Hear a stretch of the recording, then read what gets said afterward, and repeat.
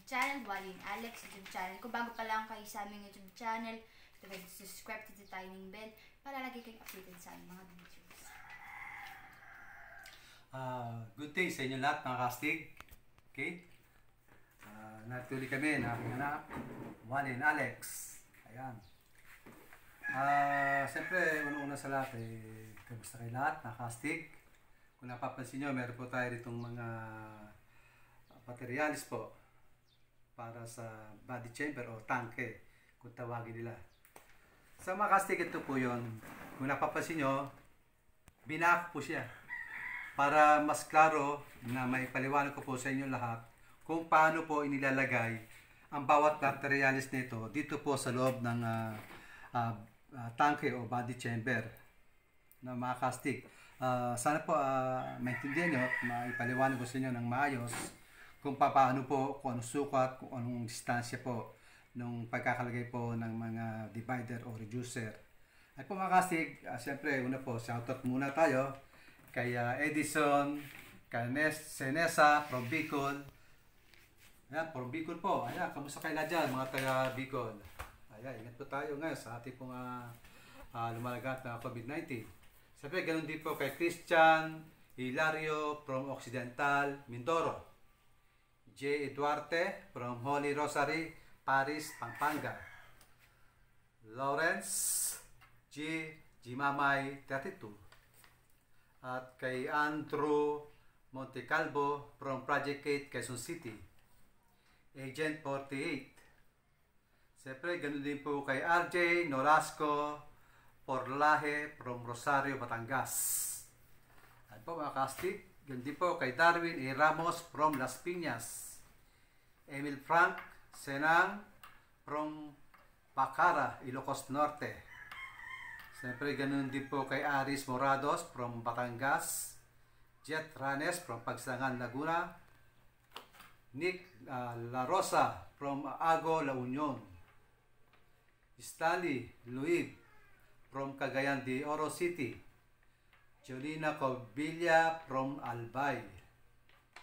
Ayan, kamusta po lahat dyan sa party po dyan sa Albay. Siyempre, ganun din po kay Robert Candia. Michael Jeronimo from Aquino, Ibahay, Aklan. Ayan po, kamusta po kayo dyan mga taga dyan po sa Aklan. At ingat po tayo lahat dyan. At kay Angelo Ortiz from Occidental, Mindoro. Bams TV. Jennifer Yang from Cebu. Lance Miller Abadim from Fairview. Junjun Bergatinos. Jomar Compis. Ayan po mga kastig. Kamusta po lahat kayo dyan mga kastig? Ayan, sana sa araw nito ay mapagbigay po kami sa inyo ng isa pong magandang pag-share po o tutorial para ating pong masundan ang ating pong mga subscribers, mga viewers. Ayan po mga kastig. Muli po, umabati po, magandang hapon po sa inyo lahat. Sa mga kastig, kung napapansin nyo po, ayan po siya. Ang sukat po nito ng aking pong hinate na ABC ay 1 feet and 15 inch. Tama ba? Ayan po, may point 1.4 pa. 15, 1.4. Ayan mga kastig. Ayan mga kastig. Pero mga kastig, pwede din po rin gawing 1 feet and 18 or 19 inches. Depende po sa inyo mga kastig. So ngayon, ang gagawin po natin, unahin natin siyempre, ituturo ko po sa inyo kung paano po yung proseso kung paano po natin ilalagay ang mga materyales sa loob po ng body chamber o tangke. Kasi meron pong mga ilang mga subscribers po o mga ilang nagchat-chat sa akin Facebook account na hindi po nila lubos na maunawaan o maintindihan at nagtatanong po sila sa akin. Kaya ginawa ko po ito ay para sa inyong kalaman at para po kayo po ay matuto o masundan ng klaro at maayos. Sa mga ganito kastig, ito po yung ating nakita nyo. Ito po yung reducer, 32 by 20. Ay mga kastig. Diyan po ay bali 4. Medyo nakapasok itong isa. dito sa ating PVC valve. Ayan. Pero ganito po yan. Ganito unang-una po natin gagawin, mga kastig. Ang una po natin gagawin ay ipapasok po natin ang dalawang reducer. Kung napapansin nyo, may butas siya. Pero sa akin po, pwede po siyang walang butas. Kahit wala po siyang butas, pwede po yan. May butas o wala, pwede po yan. So, ganito una po natin gagawin. Ilalagay po natin yan dito. Ayan po ang gagawin natin yan. Susukatan po natin mula diyan. Ang sukat po ay 4 inch. Ayan po 4 inch po yan. Ayan.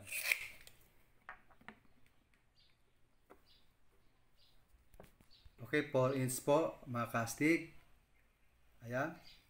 Ganyan po paglalagay natin mga kastig. At sundan po natin nito.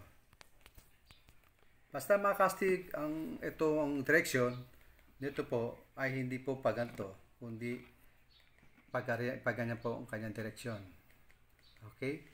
Tapos susundan po natin nitong reducer 32/20. Ito po isasayag sa inyo, nalalagyan nyo po ng barya di sa likuran. Kasi, alam mo, katulad ito. Pag nilagyan nyo naman ng barya, piso, lalagyan ng glue stick, barado na yan. So, ganyan po yan mga kastig. Ayan. Lalagay po natin yan dito. Siyempre mga kastig, ito po una natin gagawin. May papalang po ulit sa inyo. Pagkalagay po nito mga kastig, ayan po yan. Pagkalagay po, ilalagay po natin ng super glue po, yung palibot. Pagkapasok po niyan mga kastig, itatoob natin to. Halimbawa, for example, mga kastig, yan ganyan. Papatakan po natin yan.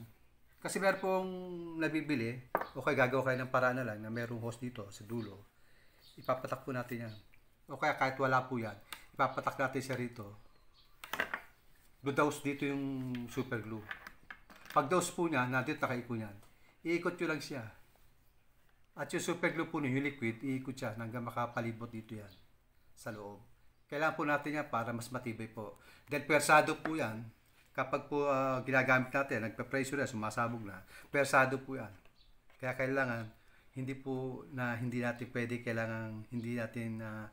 hindi lalagyan to. Kailangan po lahat yan. Pag nandiyan na po yung fluid niyan, yung pinaka-liquid, iikot po yan. Iikot nyo lang ng gano'n yan, palipot. Kita naman yan eh. So after po niya mga kastig, ganun din po gagawin natin dito. Ito kakabila, ganun din po gagawin natin yan. Papagano natin yan. Talagang, kailangan po talaga, ang bibili natin, dalawang super glue na Evo band. Ganyan po talaga, makaksa po talaga yan. Ayan, ganyan gagawin po natin. Pagkalagay dito, may ikot dito, ikot natin gano'n. Kasi kita rin naman natin yan sa butas na yung liquid yan, umiikot sa loob. Ayan. Ito, ganun din po gagawin natin. Nakakastig. Lalagyan po din natin yan, dito. Yan sa kabila, lagyan din natin. Tapos dito, sisilipin natin. Talaga napakahirap po yung makakastig eh. Tapos ditong gato, palalagyan din natin yan. Papatak sa loob. Kikita natin dito yan, mag-anuhan yan. Ganun din gagawin natin, proseso, ikot-ikot natin. Yan, kahit po hindi masyado nalalagyan to, makakastig, basta ito, importante yung malagyan nyo, ay napakadikit po yan. Siyempre, bago nyo naman po ilagay ito dito yan, ito po, lalagyan din na natin ng super glue. Ito rin po yan. Bukod yung ipinapasok natin dito sa ilalim. Ayan po, pagkatapos po yan, makastig yan ha. Ang isusunod po natin dyan ay ito na po. Dito na po papasok to. Ito po yung 25 mm. Kung napapansin nyo, ang aking bagong version po ngayon makastig. Binubutasan ko po siya rito. Butas po rito. Bago po siya ipasok dito, binubutasan ko na siya rito. Pati po kabila, itong kabila. Yung maliit na turilyo, may maliit po ako nabibili ng turilyo. Basta turilyo po na maliit lang. Pag nandito na sa loob, saka nyo po siya torniluhan ng screw. Pati pasok po rito yan, saka sa kabila. Ganyan po yung bagong version ko. Kasi ito persado rin yan eh. Pero wala pa lang po nangyari sa akin na walang turilyo, umangat. Yung iba sabi sa akin, yung ibang mga gumagawa, umangat daw, tumatalsik. So, ang ginawa ko, bigyan natin siyempre, lahat ng solusyon na problema, nagiging problema, binibigyan po natin ng solusyon yan. Lalagyan po natin ito ng tornilyo. Lalagyan po natin yan, papasok pati itong kabila, lalagyan din natin yan. Yan. Kasi sa akin po, wala nangyayaring gano'n na bumabaklas. Eh ako, di ko nga po alam bakit gano'n nangyayari sa kanila. Siguro po, hindi ko alam kasi kanya-kanya pong gawa yan. Kasi ako pag gumagawa, talagang pong sinisigurado ko na pulido po. Talagang, siyempre, yan po yung ginagamit natin. Siyempre, kailangan po maganda tagat matibay. So, ganito mga kastig, ay ilagay natin ganyan. Pagkalagay po niya mga kastig, ayan, kung nakapansin nyo po, ano, mga kastig. Pagkalagay po niya mga kastig, ayan, lalagyan po natin siya ng, i-apply po natin siya dito ng steel epoxy. Yan. Steel epoxy po ito, yan, palibot po niyan. Ang ilalagay po natin hanggang maaari yung steel epoxy na malambot. Malambot siya. Para yung steel epoxy, pag itinoob natin siya, halimbawa ganyan, ganyan po, pag in-apply natin, yung kasingit-singitan nyo, lulubog yun, kasi malambot po yung steel epoxy natin eh. Hanggang maaari, malambot, ilalagay natin. Para yung steel epoxy na malambot, papasak dito po yan sa ilalim. Kasi kung matigas, ilalagay nyo, eh, nakaangat lang yun. Di po ba? Kaya mas maganda, malambot pala, ibabalat na natin, i-apply na natin yan dyan. Ano po? Ito po yan, di na dyan na po tayo, nakalapaglagay na po tayo yan. Mabis po matuyo. Pagkatuyo po niyan, mga kastig, i-apply po natin ito. Yung may bulak, itong mighty band. Bulak o cotton buds, babasahin natin yun. Yung ating steel epoxy dito, nakapalibot yung ganyan. I-apply po natin yan. Papahiratin natin yung palibot yan hanggang dito sa flooring para po nakakapit siya. Yan po ginagawa ko kaya imposible na nagtatakaw sa kanila, yung iba, nababaklas. Eh baka hindi po nila na-apply o steel epoxy nilagay nila, hindi na nilalagyan ng super glue. Dapat po nilalagyan yan. Isa sa nagpapatibay. Kasi parang pag nilagyan nyo siya ng steel epoxy, kumbaga alis siya, balot siya ng parang nakabarnish siya, yung plastic nakapalibot. Balot siya mga kastig. Ano po? Bukod dyan mga kastig, pagkatapos yung siya lagyan yan, itong mga size yung mga singit-singit ito, yung palibot, itong 25 mm, yung palibot, papatakan nyo siya ng tawag dito yung super glue, palibot niyan. Eh po yung mga kastig, after po niya, pagkalagay nyo yan, ito na po issue natin. Lagyan din natin ito. Siyempre, automatic po ilalagyan natin ito ng super glue. Papasok po natin yan sa loob. Ayan, di nakadikit na po yan. Lahat po nakadikit na yan. Ano po? Saka po natin isusunod. Ayan. Saka po natin isusunod yung teka muna, isukat po natin para mas maklaro po sa inyo. Ayan po, sukat yan. Ang sukat po nito, mula dito, ay 1.5 inch. Half inch, so, tama. Ayan po, sukat niyan. Ayan, tapos ito po, ganun din. 1 inch ang sukat po nito, ang layo. Mula dito hanggang sa ano. Ayan po mga kastig. Tapos, ayan po, nakalagay na yan dyan. Siyempre, nakapix na po yan. So, ang gagawin natin yung kastig, lalagyan po natin ito ng super glue.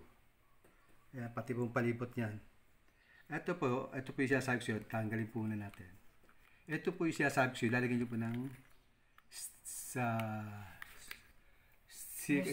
glue stick. Pupunin po natin yan. Ayan. Kung napapansin nyo po yung unang gawa, yung mga sinaunang gawa, wala pong ganito. Hindi po nila nilalagyan. Ito lang kalimitan nilalagyan nila. Okay, diroskas. Kaya po minsan nasabog. Ako, hindi po talaga. Ang ginagamit ko para siguro sureball po tayo. Hindi po tayo masasakta kung sakali. Meron po yan. Napakatibay po niya. Hindi niya kaya baklasin basta-basta. Tapos susunod pa natin to. Eh syempre po mas matibay po yan. Mga kastig. Mas matibay po yan.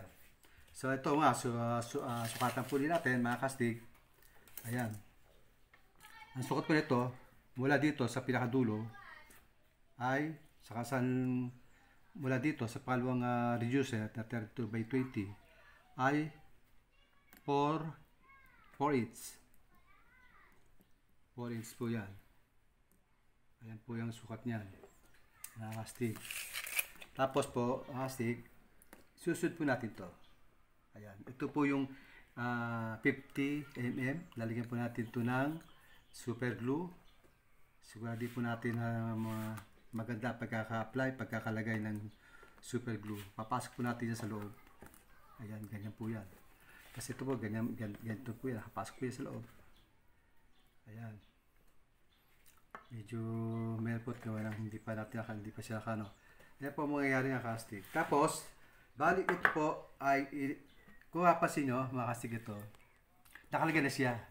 For example, ito po yan. Halimbawa, kasi hindi wag nyo po ito muna tignan, ito po na. For example, ito po yan.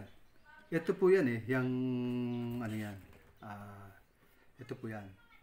Lalagyan nyo po siya ng tape, parang ito po yan, lagyan siya ng tape, hanggang magkasya po yan dito, sa 32 by 20. Pag nagkasya na po yan, lalagyan po natin ng super glue, saka po natin ipapasok yan sa loob.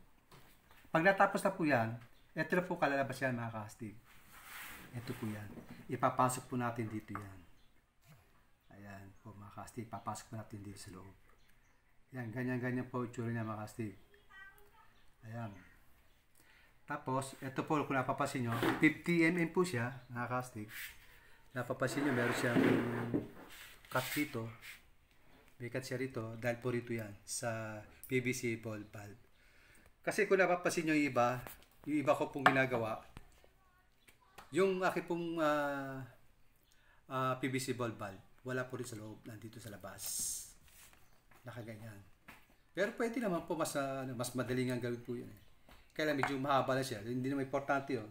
Ang importante na po kasi yung puputok siya, yung gagana. Ito, kaya ginawa ko lang po ito kasi gusto ko siya maiksi. Hindi siya mahaba. Kaya ganito. Pero ito na po yun. Ito na po yung pinaka new version ko.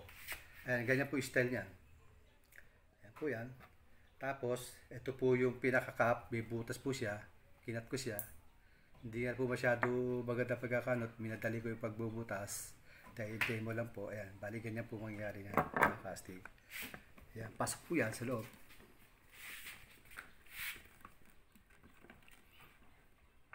Pasok po yan. Ayan, ganyan po yan. Napansin nyo. Ito po yan mga casting. Ayan po yan. Eh, dito po yan. Ito, nakita nyo? Ito yung director rito. Lalagyan lang siya ng ganito. Papasok sa loob. Hindi ko na po may pasok kasi nagkakalas. So, ito po yan. Ganyan yan. Tapos, ito yung dito, yung pump. Diretso niya. So, ito yung lagayan ng denatured alcohol. Ano, mga casting? Ito po yung mga casting. Ito po yan.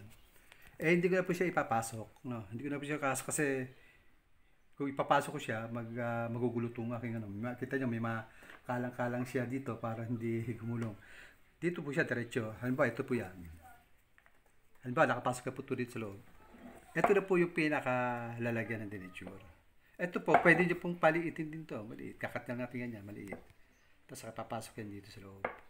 Napakaliit lang po siya. Hindi siya yung kato, diba? Ang hahaba. So, wala namang problema yung kahit mahaba. Basta importante po, yung gamit nyo yung pump.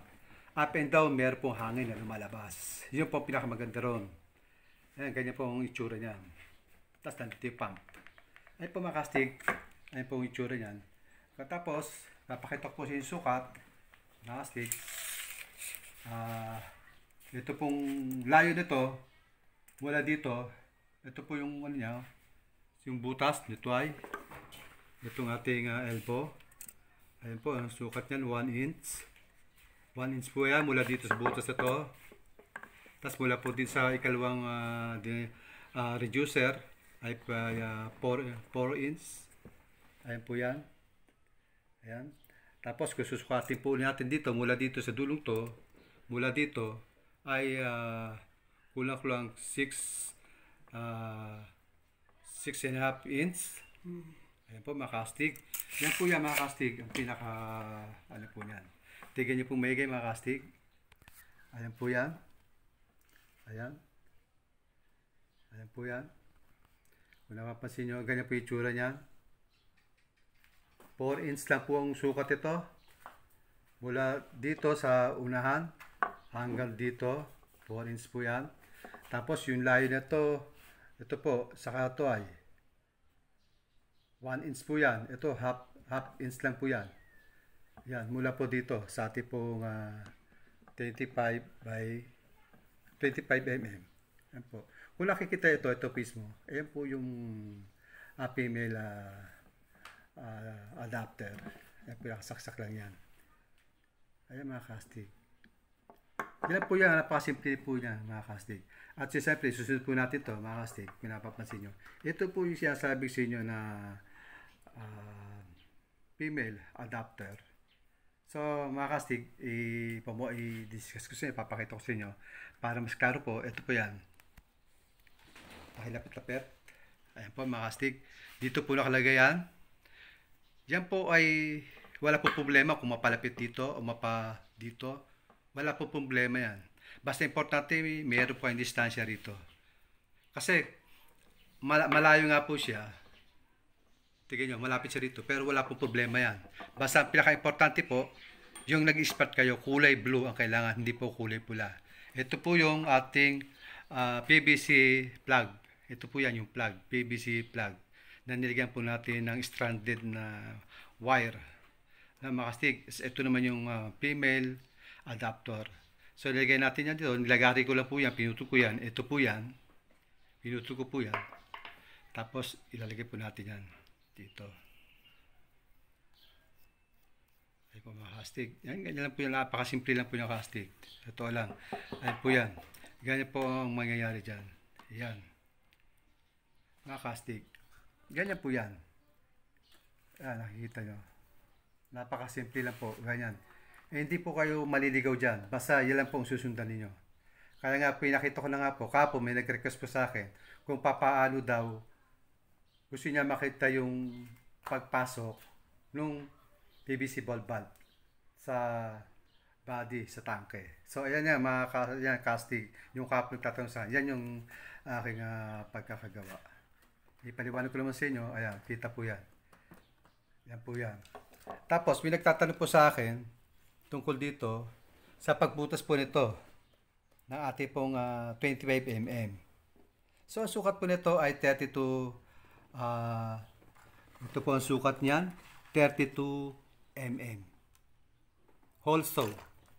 Ayan po. Pagbutas po niyan, automatic po yan, kasya na to. Saktong-sakto na masikip, tama-tama lang ang luwag, pagpasok, pagpatak ng ating PVC at ating super glue. Ayun po mga kastig, sana po makikita nyo, masundan nyo po yan. Yan lang po yan. Yan lang po laman yan. Ayan po mga kastig. Ayan po kastig at yun lang. Maraming po salamat sa inyo lahat, sa inyong oras, sa inyong pong pagsuporta sa aming pong YouTube channel. Ayan. At siyempre po, unang-una sa lahat, nagpapasalamat po kami doon po sa mga tao na wala pong sawa na sumusuporta sa aking mga videos. Ayan po, maraming po salamat sa inyo. At kung yung pong mga iba pong project na gagawin natin tungkol sa mga bat, gagawin po natin lahat ng best na mapagbigyan kayo, na mapapasaya kayo, may makapag-share ako sa inyo, may bahagi ko sa inyo kung ano po yung mga pwede ko pang magawa na mas maibigay yung mga casting. Yung pong pump na hangin, yun po isa po sa aking pinag-aaralan. Medyo mahirap dahil na wala po tayo idea. Kasi sa hangin lang po yun, wala pong kinakarga na natural alcohol o ano man, basta hangin lang. Pero sabi ko nga, mapanood lang ako, kaya po nating gawin yun. At gusto ko rin ibahagi sa inyo. At siyempre po gusto ko rin po magkaroon din yung mga iba. Siyempre, mahal po ang ating gun rifle ngayon. Nagkahalaga pang 15,500 pesos. Yung CO2, yung unit po, 6,500. Ito po, halagang 1,500 po or 1,300. Meron na po kayo yan. Mararanasin nyo po, may experience nyo na kasi po, ako tulad ko, nung ako bata pa, gusto ko nito. So, gumawa ko ng boga, yung di tanggal. Na-experience ko sa sarili ko na nagkaroon din ako ng baril. Diba po, bigit doon, magamit po natin yung pantiksay. Yan na po mga casting. At nasabi ko sa inyo, sana po, ayan, masundan po natin yan. At yun po, mga casting, isang pagbati, isang magandang hapon po sa inyo lahat. At sa malaganap ng COVID-19, like po nasabi sa inyo, ingat po tayo, ingatan po natin ang ating pamilya. Lagi po pray. Pray po, ang pinakamahalaga po sa lahat. At yung ating pong pag-iingat para sa ating pamilya. Yan po, para po salamat sa inyo lahat. Kung di pa po kayo, bago pa lang kayo sa aking channel, mangyari po mag-subscribe and like and share para lagi po updated sa aking pong latest video na gagawin pa.